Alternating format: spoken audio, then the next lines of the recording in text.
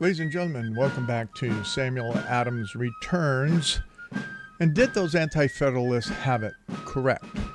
This is Tom Navolis, your host, and this week, as I was preparing to do this program, I saw that my presuppositions on a number of concepts relative to the Constitution, governance, and people were crushed. Not just crushed, they were shattered. Have you ever had that happen? Are you honest enough with yourself and really investigating foundational truth to the point that your presuppositions may get shattered? This program this week is picking up from one point last week that began that cracking of the door, if you will. It's that whole concept that as you're reading various information, they go and you look at that and you think about things and you say, wow, something is wrong in the state of Denmark.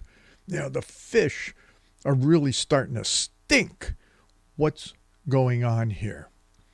Have you ever had that inkling in the back of your mind, that gnawing, that there's something more going on here? There's something that isn't just quite right out of everything that you've been digesting. And it's like, that was really delicious, but man, there's just something there that's kind of giving me a little bit of indigestion. I mean, my palate's well satisfied, but there's something there that's like, I don't know. What's that? That's what this week really is about for me. And if you're an honest person, if you really want to know what is happening in this nation and why we are in the state we are in, no matter what you're hearing from all the famous pundits out there, you missed it. You are missing it. You're not being honest. You're not willing to have your suppositions and presuppositions challenged. You're willing, even from a conservative-minded perspective, to go with the flow and believe the tenets of which you think 200 years have substantiated. I want you to think. I want you to ponder. I want you to be able to reason. That's what this program has been and is about, to take that historical perspective and look at what's going on in our modern times and try to assess, what is it? Can we go back to foundational truths? And many times we presume the foundational truths are from those that developed and gave us the Constitution. But often, as I have said, don't go back far enough. The Constitution is not the et al. In fact, even from their basic writings, the Anti-Federalists said the Constitution will become, and has become, in fulfillment of many of their arguments, our demise. And we're going to get into why. We're going to get into that. But the question that I've asked numerous times for you to assess personally and in a whole concept of governance in itself, in those areas that are governable, yourself, your family, the church, and government. How are those governable? And it comes down to the perspective of a question of sovereignty. Who is sovereign within and over yourself, your family, the church, and government? Who is it? Who is sovereign? So I wanted to start out a little bit on this question of sovereignty because I think it establishes a baseline, and then we're going to go into some question on presupposition. But the question on sovereignty, Sam Adams writes to Richard Henry Lee, and in 1787, this is when he received his first draft copy of the Constitution, and the letter that I've quoted before where he stumbles across the threshold in reading this thing. And he writes in the midst of that letter, if the several states in the Union are to become one entire nation under one legislature, the powers of which shall extend to every subject of legislation, and its laws be supreme and control the whole, the idea of sovereignty in these states must be lost. Indeed, I think, upon such a supposition, those sovereignties ought to be eradicated from the mind. For they would be imperia in imperio, justly deemed a solecism in politics, and they would be highly dangerous and destructive of the peace, union, and safety of the nation. Look at how much the federal government now today wants to strike the idea of state sovereignty from the minds of every legislator and person in the country. In fact, the sovereignty is being destroyed, furthermore, by the illegal invasion and this pipeline insanity from the Biden administration. Now let's move on to April 22nd, 1789. Sam Adams writes, I hope the federal Congress is vested with powers adequate to all the great purposes of the federal union. And if they have such adequate powers, no true and understanding federalist would consent that they should be trusted with more. For more would discover the folly of the people in their wanton grant of power, because it might, and considering the disposition of the human mind, without doubt would be wantonly exercised to their injury and ruin. The powers vested in government by the people, the only just source of such powers, ought to be critically defined and well understood, lest by misconstruction of ambiguous expressions and by interested judges too, more power might be assumed by the government than the people ever intended they should possess. Few men are contented with less power than they have a right to exercise. The ambition of the human heart grasps at more. This is evidenced by the experience of all ages. And then again, on July 14, 1789, we organize our state governments, and I heartily wish that their authority and dignity may be preserved within the several jurisdictions as far as may be consented with the purposes for which the federal government is designed. They are, in my opinion, petty politicians who would wish to lessen the due weight of the state governments. For I think the federal must depend upon the influence of these to carry their laws into effect. And while those laws have for their sole object the prompting the purpose of the federal union, there is reason to expect they will have the due support of the state authorities. places are now become the object of multitudes. I've taken you through a number of these letters in the past and the arguments regarding the Constitution and the overstepping that it would produce and the warnings there as well. But my crushed suppositions and my crushed presuppositions, what crushed my presuppositions? I'm going to give you the details really soon. In the next segments, we'll unfold a lot of that. But let me start with this in this last 4 minutes, is that we're going to start there at Webster's 1828 definition of presupposition. And I'm going to require you to follow along. So you're going to have to go to samueladamsreturns.net to look at this in the newsletter. And there's a lot of folks that don't understand presupposition as a technical term that it is, or a term of reason, a term of determining belief systems.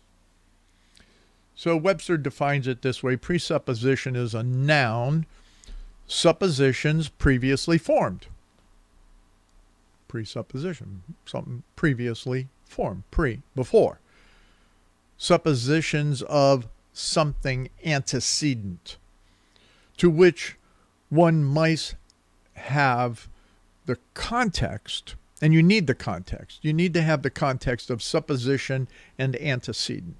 So here's a supposition, is a noun, the act of laying down, imagining, or admitting as true or existing what is known not to be true, or what is not provided.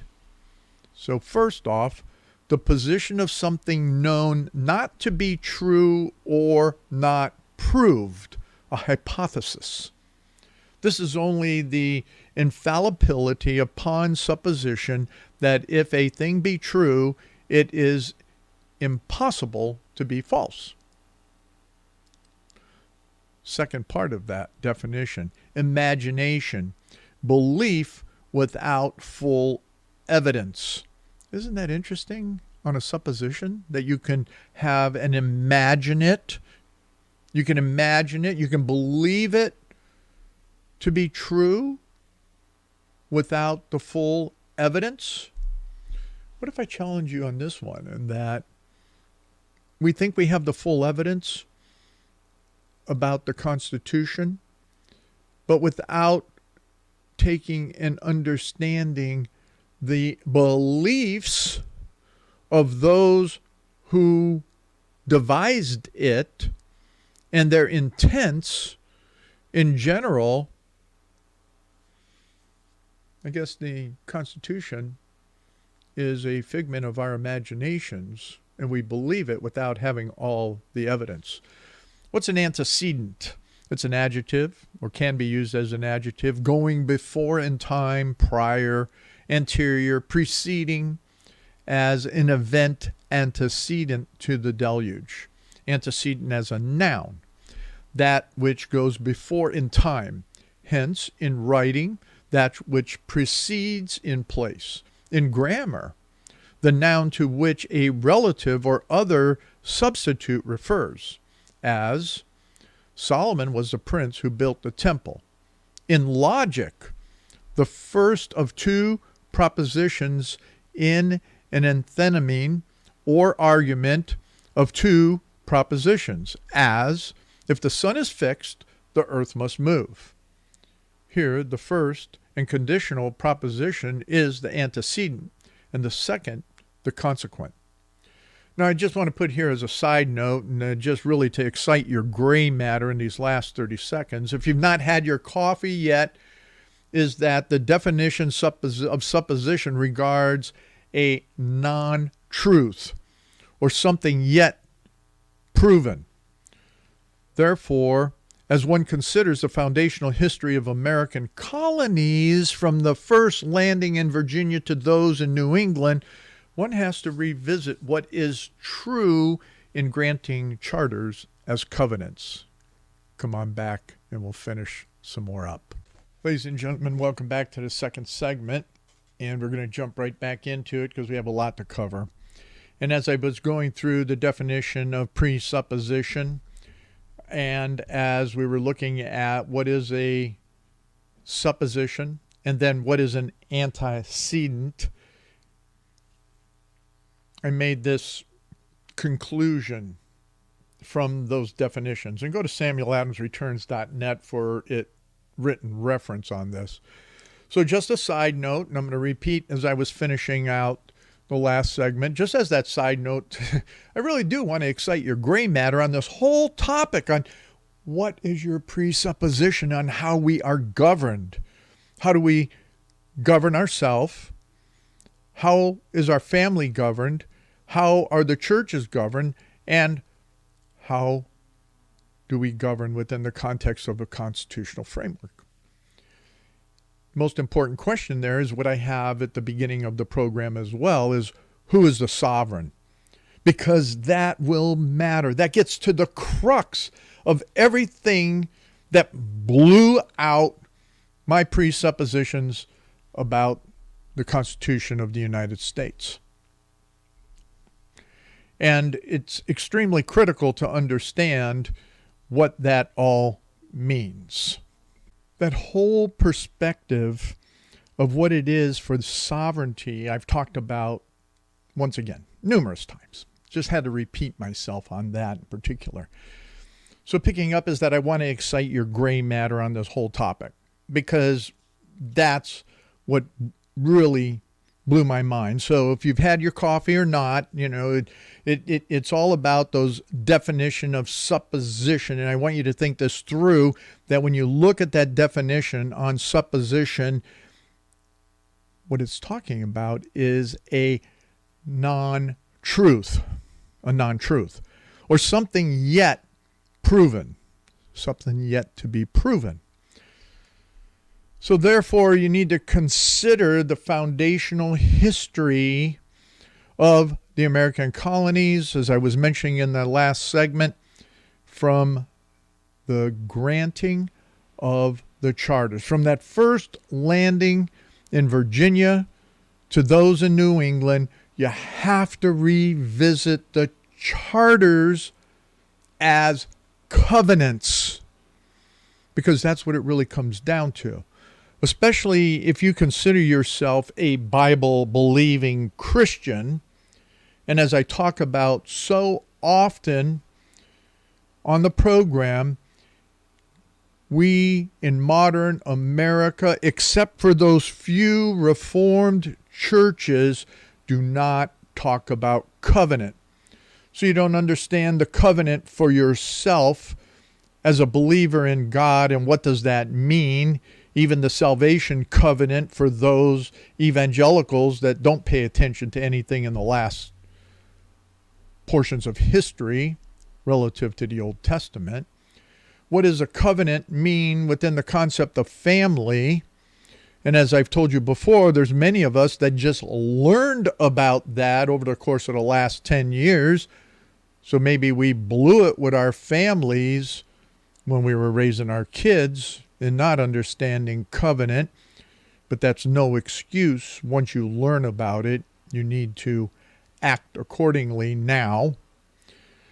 Thirdly, comes into what does it mean in covenant in churches.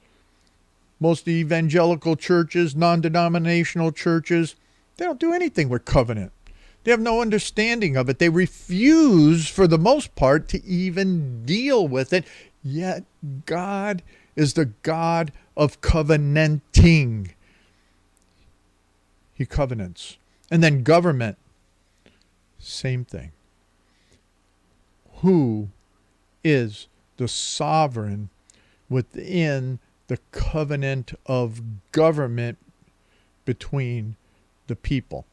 And in the cases of what we saw during our foundational period, from the time of those covenant charters with the colonies to them establishing their covenant state constitutions, a covenantal Articles of Confederation, and then a massive change when it came to the Constitution of 87. We have to look at that. We have to look at covenants, those charters and covenant, the social order of the time, and mostly the religious belief systems in the Western world. Now, with that, you have a clear definition of presupposition. Let me lay out the inklings that have gnawed in the back of my mind since I wrote my book on the Constitution and began my several decades studying Sam Adams, the Anti-Federalists, as well as biblical Reformation history and covenant. I'm not going to be able to get into every one of those gnawing elements that were there, so I picked out just a few to highlight what's there and what has been shattered for me in so many different ways. Not that I became absolutely in disbelief, but a clearer, new perspective on these different elements. And we can go through, and I don't have all the references here for you, even in the newsletter. I don't have time to do a lot around the newsletter anymore. Business is really picking up for our Peppers for Fun, and it does limit me to study more than writing.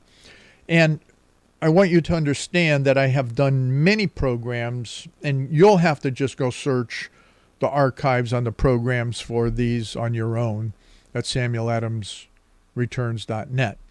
So the first one that has always gnawed at me, my first inkling there in the back of my head as I was watching that transition from a covenantal charter established states, if you will, is what happened in the universities and what, more importantly, what was happening in the colonial churches in the early 1700s. And I've talked about this before, and we've seen it before, and this is a very interesting crux of it, is that the increase of Unitarianism in the colonial churches and how that wove into those primary universities there in the colonies. Harvard, Princeton, Yale, those three in particular. How did Unitarianism get there? We're going to talk about one down in Princeton in a minute or two.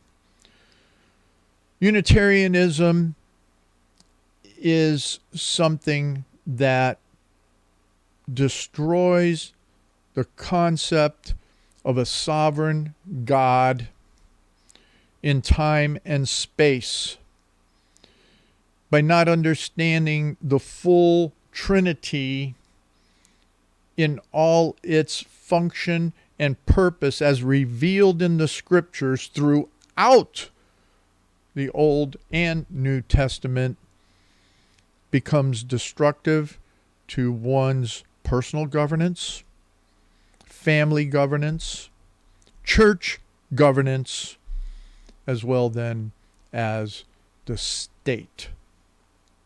Number two is the lack of specific references to covenantal governance in the Federalist or Anti-Federalist papers. I just want to read a quote for you real quick that is critical into what we'll be talking about as we get into especially the third segment.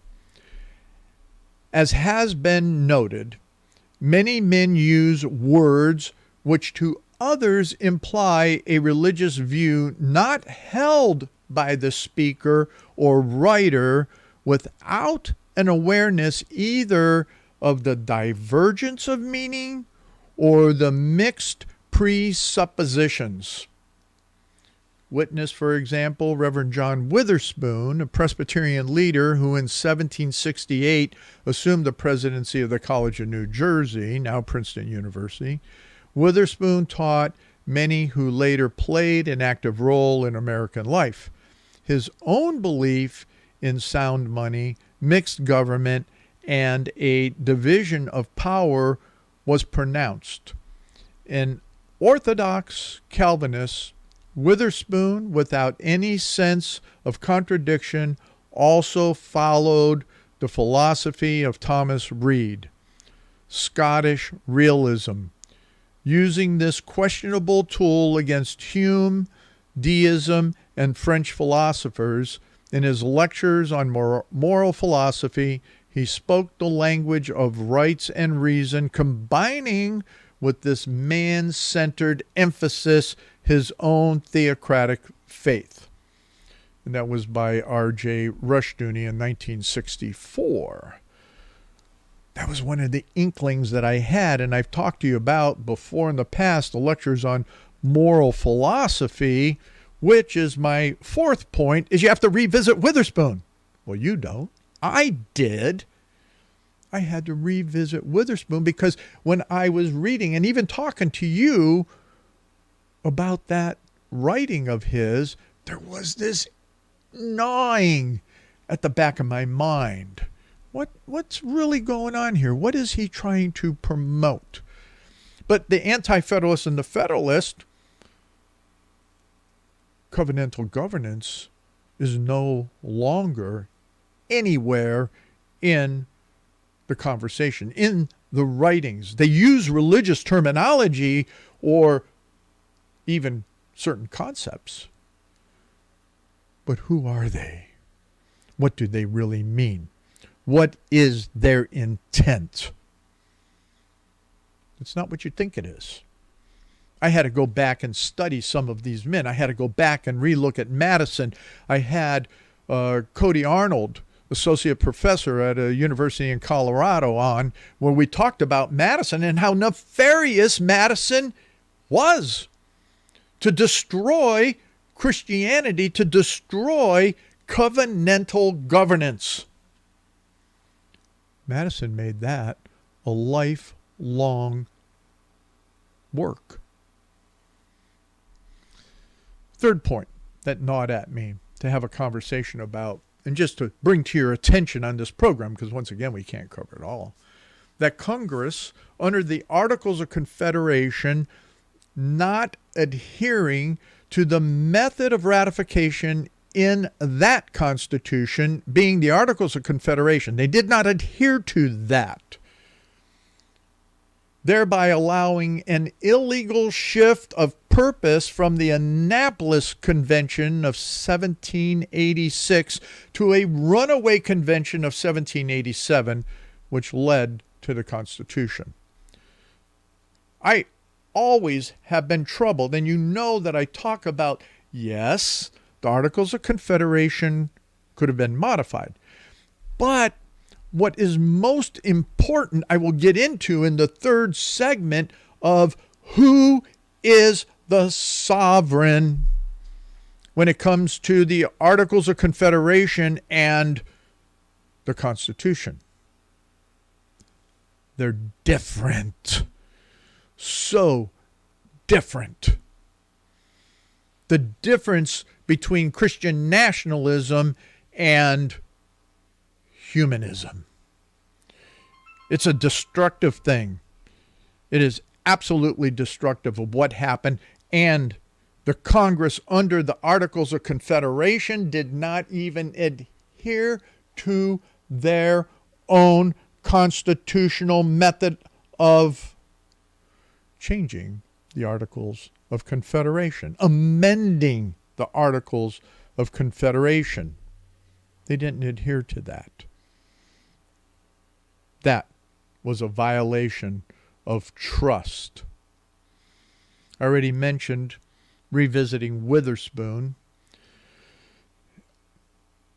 As I said, I've read a lot of Witherspoon, many volumes, many sermons, many writings, and I'm sitting there in the back of my mind going, well, I see where he's going here, but I just can't comprehend what's this he's saying. How does that fit with that? How does it come about in these various components? And so maybe I'm going to have to go back and do a whole program on Witherspoon in relationship to that.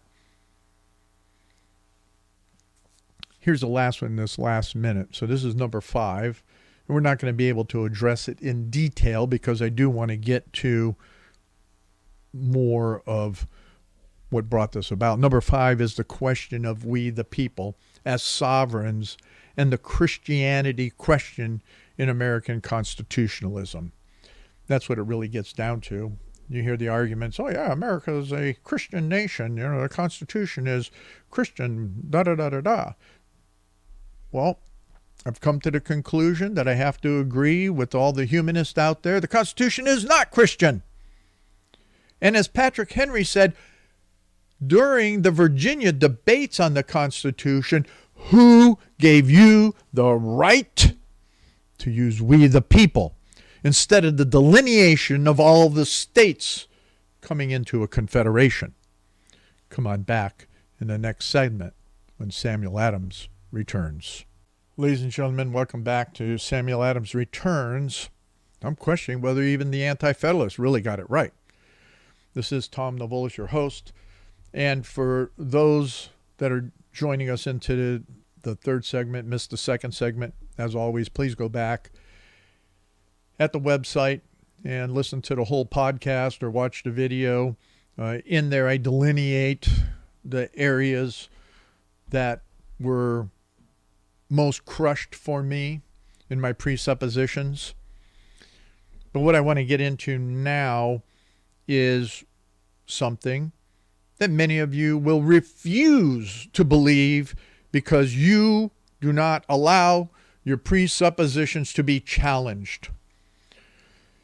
What has happened is in conservatism in particular, in evangelicalism absolutely, and in the general population, as we see with the leftists, you go with the flow. You go with the flow. You go with, oh yeah, this is okay. This is what it's supposed to mean. You go with your suppositions. You go with your presuppositions of, oh yeah, well, they've been doing that and the Constitution's been around for a long time and, oh, it should mean this. It means this. The judges are saying that. Oh, the politicians are this. Oh, the Republican Party that. The Democrats this. The libertarians, socialists, communist, fascist, the isms all have their influence. They have all what they're saying. They all determine how this structure should be executed. This so-called experiment should take and throw you all in the test tube and you pop and boil out of this boiling mix and go, oh yeah, that's how that works. Oh yeah, I believe that. That's all good. We don't reason. We don't think. We don't challenge. We don't read is the biggest deal.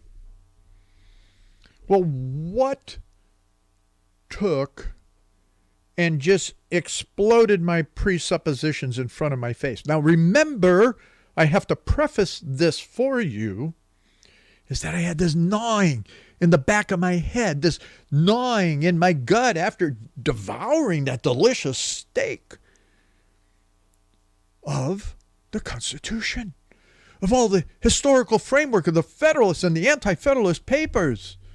I'm reading the founders. I'm reading the likes of Witherspoon. I'm reading and devouring all these different sermons from the foundational period.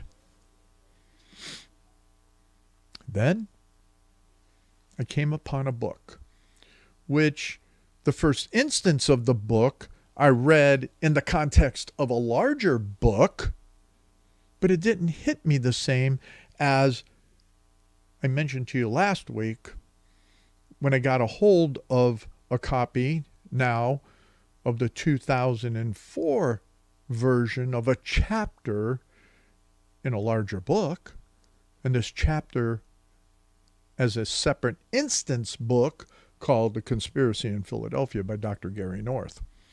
Now, I know there's so many of you out there that just blow Gary North off. Oh, that theonomist, that this, that, this, that. But I have to say, unless you honestly are willing to have your presuppositions challenged, don't read Gary North. I don't want you to go to the reference section there at Samuel Adams Returns for today's broadcast newsletter and click on that link to download the PDF copy of Conspiracy in Philadelphia. I don't want you to do that because I don't want you to have to think and be challenged with truth. Because I had to go through and I had to validate for myself many of the things that he was saying in there. And I had to look at that gnawing in the back of my mind, those inklings of what I was reading in Witherspoon, what I was reading in the Anti-Federalist, what I was reading in Sam Adams, what I was studying in Madison, and what I was studying in Jefferson, and what I studied in Washington, and what I studied in all of those that either were at First, Second Continental Congress, at the Annapolis Congress or Convention, the Annapolis Convention, and then the 87 Convention, in reading all the various notes. The only ones that I have to say that I really appreciate was Yates' notes,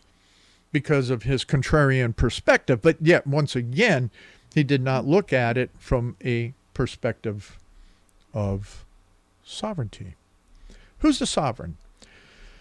So what I want to take you through right now, and I'm not going to do a lot of maybe reading. I may read here and there to you, but as you get into and you go through the preference and you go through the initial arguments and the establishment in the introduction and that as to why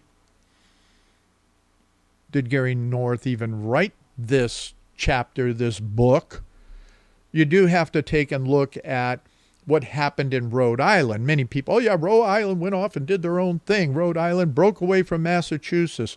Why did they do that? Roger Williams was not of the same Calvinistic, puritanical, cultural, religious, biblical belief as those in the northern colonies. To the effect, he was an agnostic at best. And so Rhode Island comes in with this neutrality relative to who is the sovereign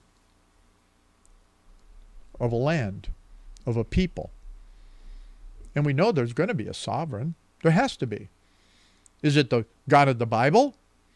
Or is it Baal? Is it humanism? Is it some other God? There is always going to be, and as I've told you over and over and over again, all politics, all governance, all government has a theology. It does. So the theology of Rhode Island being an independent and separatist from any concept of a foundational, fundamental belief, they were of whatever your conscience allowed for. So Rhode Island was not the explicit political, theological, representative model in the 18th century colonial America. Just flat out wasn't. You can even look at the southern colonies, and they had that political, theological, representative model. So therefore we have to ask the question, and this is what Gary North puts out. What were the religious and intellectual roots of the U.S. Constitution?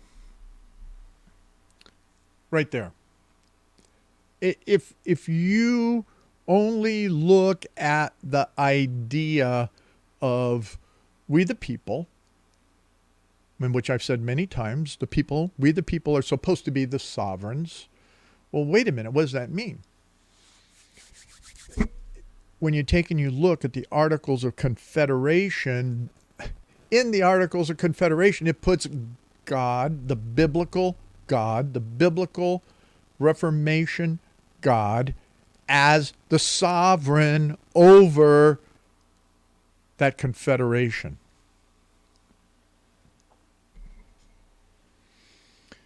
This is something that really took me aback.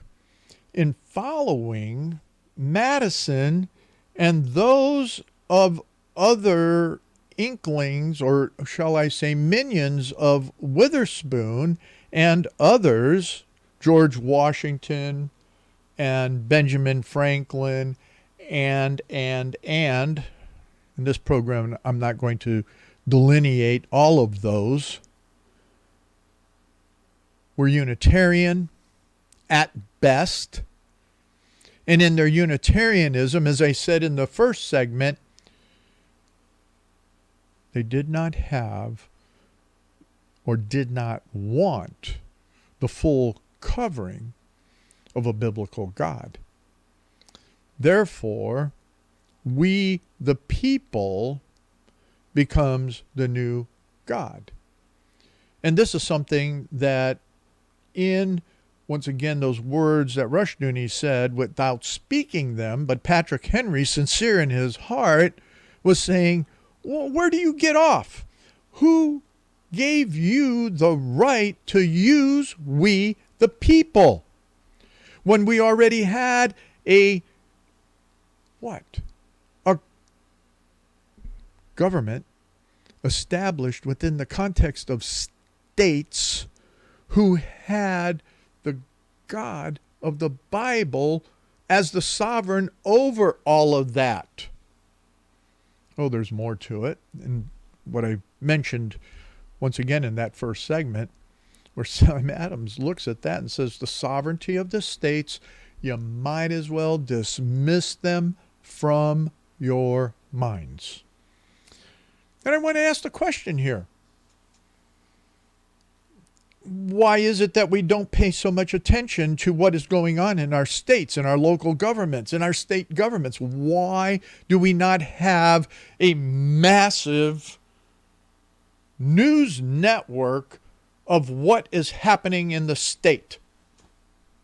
Think about that for a minute. Why is there not larger coverage of what is going on in our state governments all the way down to the local? Why is that? Sam Adams predicted it.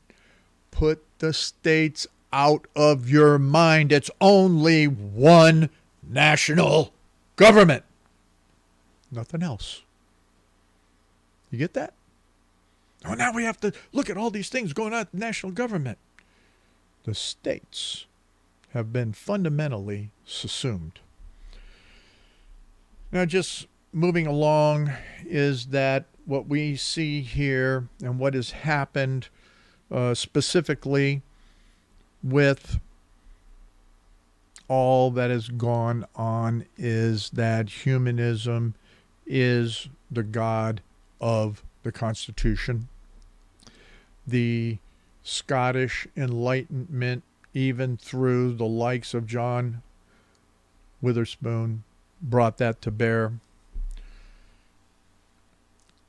The idea that we had an American Enlightenment occur during the 1700s and that latter half in relationship to Unitarianism and so on brings us to the theological origins of the U.S. Constitution, which is Chapter 1 of Conspiracy in Philadelphia. So we need to consider that. Need to consider what happened at Princeton. Quoting here, the transmission belt of rationalism and classical liberalism into Presbyterianism occurred at Princeton University. when you take and you look at a lot of what was happening from those leaders that were trained by Witherspoon. There was a transition from what was going on there from Jonathan Edwards, who led the Great Awakening that took and developed this nation to a sense of Trinitarian liberties and freedom. I have so much more to cover. But the question now comes to you is, how do we live in this Constitution that we have? We were told that it would subsume the states, it would take and it would write legislation all the way down to your bathrooms, your kitchens, your wine cellars, your cars, your vehicles, how you walk, how you breathe, what you're going to eat, how you're going to eat it, how you're going to die, how you're going to be buried. Everything is subsumed and contained within the context of the execution of the Constitution. So the question is, how do you live within it? See you next week.